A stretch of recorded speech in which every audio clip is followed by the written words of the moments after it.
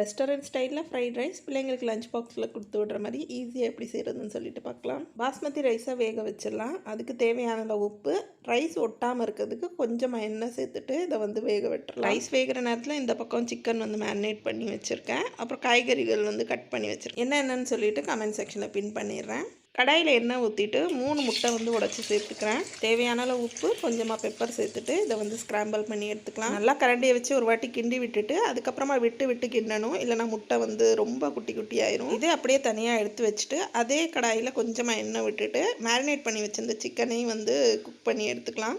நல்லா குக் ஆனதும் இதையும் தனியாக எடுத்து வச்சிடலாம். இன்னும் கொஞ்சம் எண்ணெய் சேர்த்துட்டு கட் பண்ணி வச்சிருந்த காய்கறிகள்லாம் சேர்த்து ஹை ஃப்ளேமில் நல்லா குக் பண்ணி எடுத்துக்கோங்க. காய்கள் ரொம்ப வெந்து வரக்கூடாது. ஹை ஃப்ளேம்லேயே நல்லா குக் பண்ணிட்டு இந்த பக்கம் ரைஸ்மே ஒரு 70 to 80% தான் குக் ஆகிருக்கணும். இந்த மாதிரி ப்ரெஸ் பண்ணிங்கன்னா இந்த மாதிரி உடஞ்சி வரணும். ஒரு 5 நிமிஷம் நல்லா காய்கள் ஹை ஃப்ளேமில் குக் பண்ணதுக்கப்புறம் சிக்கனையும் முட்டையும் சேர்த்துக்கலாம். அது கூட ஒரு spoon vinegar, soya sauce, red chilli sauce, green chilli sauce எல்லாம் சேர்த்துட்டு நல்லா மிக்ஸ் பண்ணிவிட்டு ஹை ஃப்ளேம்லேயே குக் பண்ணுங்கள். காய்கள் வதங்கும் போது உப்பு சேர்க்கக்கூடாது.